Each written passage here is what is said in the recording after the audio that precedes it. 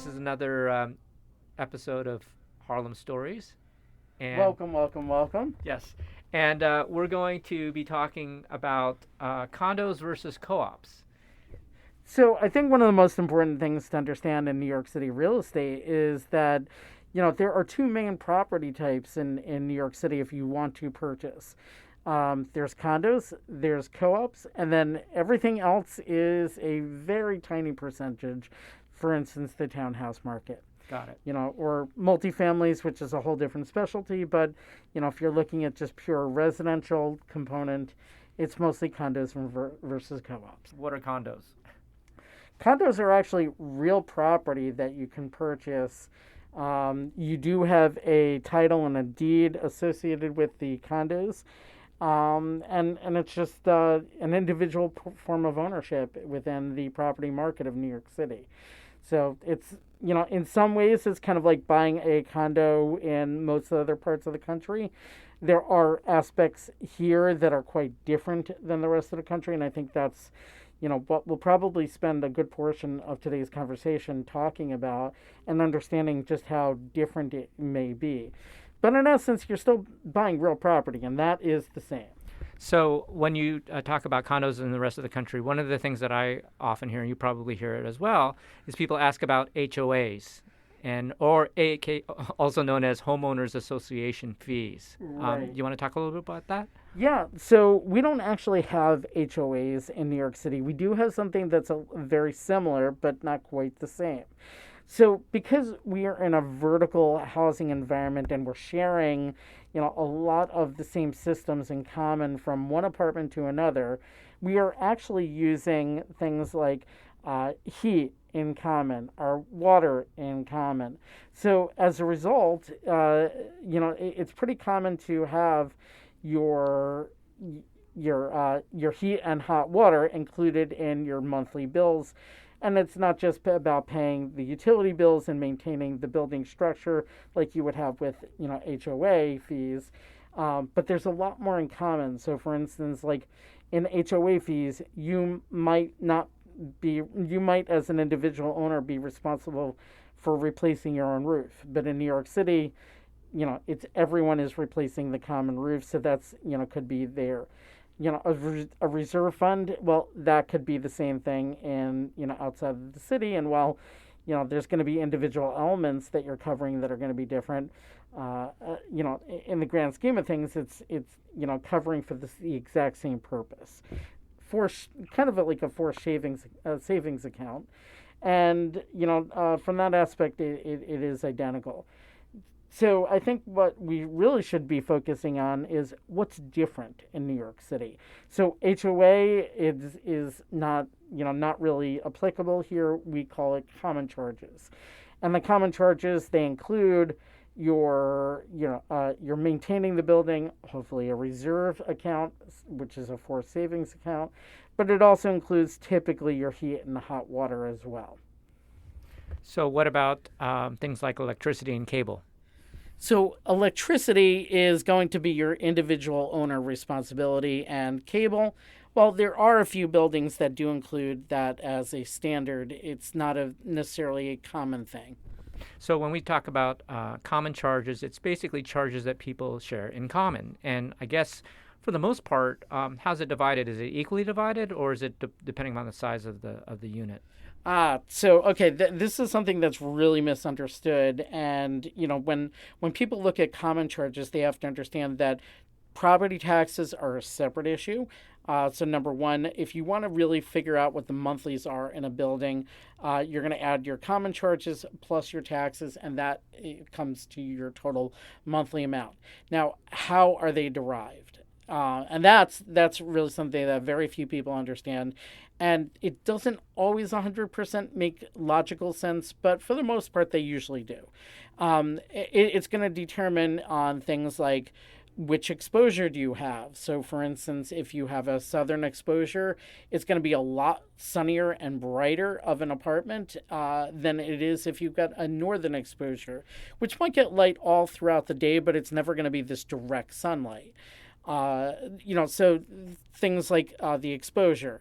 higher floor, in a building, especially if it impacts the view, that will impact, the amount of your common charges. And actually it goes back to what's known in the offering plan as the Schedule A. And Schedule A basically tells you what percentage ownership that your apartment has, or the one that you might be considering purchasing, versus any other apartment in the building. And that percentage breaks down.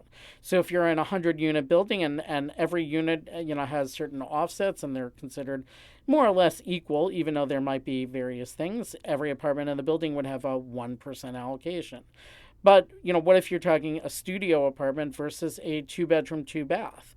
You're going to expect the 2-bed, 2-bath to have a much higher percentage allocation, and therefore you're going to have a much higher percentage, a higher dollar, bill when it comes to the monthly common charges, because you have a much larger apartment. So in other words, what you're saying is that your common charges will vary, I guess, depending upon the value or the size of your apartment. The bigger the apartment, the more valuable because of views and location, the higher your percentage of common charges? It's not always works down that pretty, but as a generalization, yeah, we could say that as a whole. But you're going to find that there are going to be reasons for that to not hold true. And it could still be logical. So, for instance, what if you have a second floor unit that has a giant terrace, and it's 2-bedroom, 2-bath, and it's kind of an open view, but it's not that great of a view, versus something that's on the 15th floor that's got great open views, 360 degrees, and you have, 4 exposures versus the 2-bed, 2-bath on the second floor. So, depending on, the building and how the developer might have originally determined it, that percentage ratio and thus the common charges, they might not necessarily be equal. So, every building is going to be different in how they configure it, and all the different variables that you take into account. But I think if we were to kind of list it out, you say the exposure, the floor number, the amount of light that the apartment gets, the size of the unit, the square footage of the unit, whether it's got outdoor space, I should say. These are the kinds of things that are generally taken into consideration in terms of the allocation, and therefore it flows into the common charge bill. Okay. So now that's one component of your monthly carrying costs on a condo. What about the other? What about taxes? So taxes are generally that's set by the city, and I can tell you, firsthand, I've got clients that ask me about this all the time. The tax structure in New York City for property taxes, it doesn't always make sense. We know as a generalization that it's set versus the rents of nearby properties, but even then, it doesn't still always make sense. Ask us why. We don't know. We do know that New York City identifies that it doesn't always make sense, and as a result, they were actually talking about property tax reform right before COVID hit, and as a result, it's kind of been pushed to the wayside. So just out of curiosity, now you had mentioned for common charges, and the allocation is determined by the Schedule A in the offering plan. Mm-hmm. Is it the same case with taxes, or does that get reevaluated at all? So the Schedule A basically determines your percentage of ownership, and therefore, when the city evaluates, it's all going to be proportional to what's in that Schedule A. So even if the building winds up getting reevaluated for what the property taxes should be on the building, you're always going to have that same percentage of ownership in the building. Now, are there things that could potentially change it? Yeah, absolutely. For instance, what if you combine your apartment with another apartment? So obviously, you're going to have that combined number. So there are going to be a few things that that might occasionally impact those allocations, but for the most part, they're pretty stable. One thing that we didn't discuss on the property taxes, and it's kind of a disappearing element in much of the city, but in Harlem and Upper Manhattan, and parts of Brooklyn. I think you're going to still find that there's quite a number of properties where this still applies, is the property tax abatements. Most specifically is usually either the 421A or the J51. I don't want to get too deep into that because that'll be like a whole separate conversation. But like the 421A was for new construction, whereas the J51 was an existing building that the building has, needed, I guess, some sort of incentive to kind of, help renovate the building, an existing structure. The 421A tended to come into, multiple variables. I've seen 7, 10, 15, and mostly 25-year abatements. So, the way it winds up working, and I don't want to get too heavily into the mechanics of during this conversation is, basically for the last 5 years of that abatement period, it starts slowly phasing in proportionally to the full amount of what the property taxes would be if they didn't have the abatement. And these abatements were offered in neighborhoods typically that needed some assistance, but in some cases that became controversial, which ultimately was the reason why these are no longer offered for the most part going forward. So let me just ask a question. When we talk about abatement, that's kind of a fancy word for lower taxes? Yes, it's much lower taxes. In fact, my own apartment, for the first 20 years of the building life, my property taxes are less than $4 a month. Wow, that's great. So we just jumped right into kind of the key elements, which I guess most people, when they're thinking about, hey, I thought we were just going to talk about, owning an apartment in Manhattan, and these guys have gone in and talked about condos and jumped right into common charges and taxes.